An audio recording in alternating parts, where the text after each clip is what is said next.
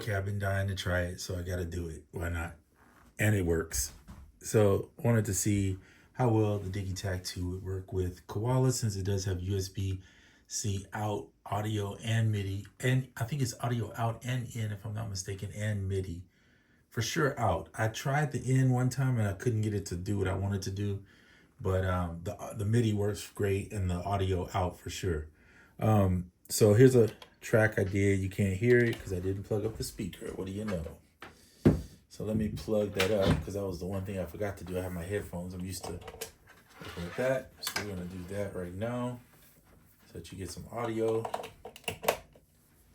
Now the audio for me right now is not going to be coming out of the iPad just because I'm trying to show you this. So I'm using the L6 up here.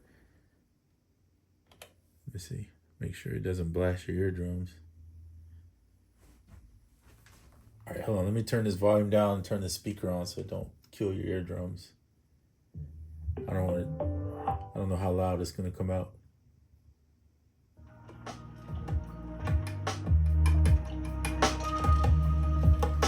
All right, so you can see over here if you look at the iPad, I'm trying not to distort the camera, that the volume's coming through.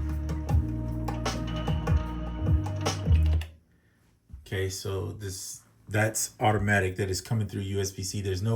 This is plugged into my computer over here. You can kind of see if you look right there, that's the computer. So we're plugged in over here. So if I press a pad, it's gonna pick this up.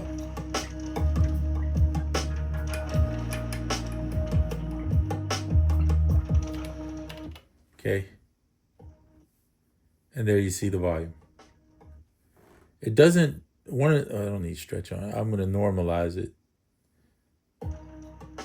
Quite like the SP404, which didn't, for some reason the volume was always low when you send it into Koala. You have to but it works. And that's incredible. Oh, and you do hear the audio going out.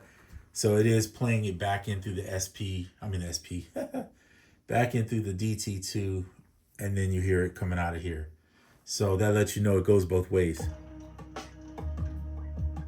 Okay, and then of course it's louder here. I have no clue why that's the case. The DT, I think if you go into the settings, if I remember right, let me go back here. You go into the audio routing. I believe USB.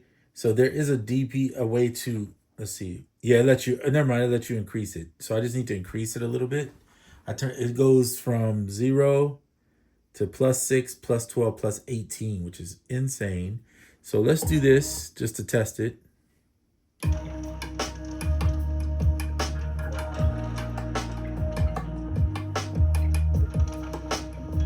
gonna let it do a cycle.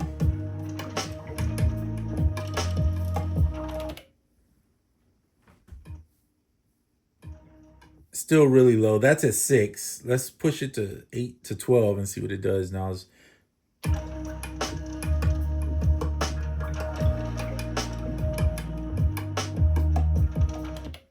That's good.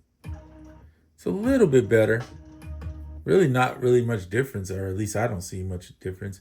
I don't know. Let me normalize it and see if that makes it, when I do that, what it does to it. So here's 6. They really look the same. I really can't tell the difference. Let's put it at 18, try one more time.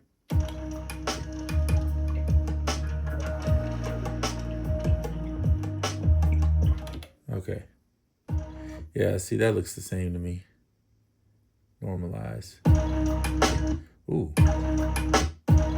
Yeah, it's the same. I don't really see the difference. I'll have to look into that, why it sounds exactly the same to the main, in my opinion. I can't tell the difference. I mean, even when you look at it on camera, because I'm looking at it on camera too, it really the waveform don't even look that much larger. You would think if you put something at +18 that it would be huge, that it would almost be probably clipping maybe, but it's not. So I'm not sure if that's the cable, if that's, I don't know. It doesn't come with that cable, so it comes with a regular USB A to USB B. So I purchased one that was going to give me USB C because I don't have any devices that use USB A. So unfortunately, that's kind of weird. I wish they would just stop putting those in these boxes. They might as well just send them out with a newer cable or something. That would be my ideal situation. Anyway, that's not neither here nor there, not important right now. All right, so let's get out of there. So it does run both ways, so that's a good thing. And so now you have that as an option if you want to use it for that. Now here's the other kicker that might actually make you happy. I don't know. I'm just saying that, but if you go into more, you see you have the ability to load. And if you click the drop menu down, you can load all the 16 channels. So there's 16 tracks on here, 16 channels. Each channel has a track, as far as I know, is linked to one. So one is going to be this sound here, which sounds like, right? So you can send MIDI out. So I could technically do something in here, a pattern in here, and send it out here, and then re-record it if I wanted to, or whatever. I mean, the option's there. Or use this as a controller too. So for those that don't know, let's do this here. Watch this. There's a built-in one here. So if you hit the keyboard and you're on this track, you'll see I'm in Dorian right now, the scale. So you have those, right? But you could do that up here. You could just go, let me close that. You could go sequence, click here. And if you wanted it to look like a keyboard, so all right here, it's got velocity. The way the velocity works on here is the higher, right? The higher you go, the lower it's going to be. The lower you go, the higher it's going to be. And then you also have the option to turn that off, but you also have note repeat.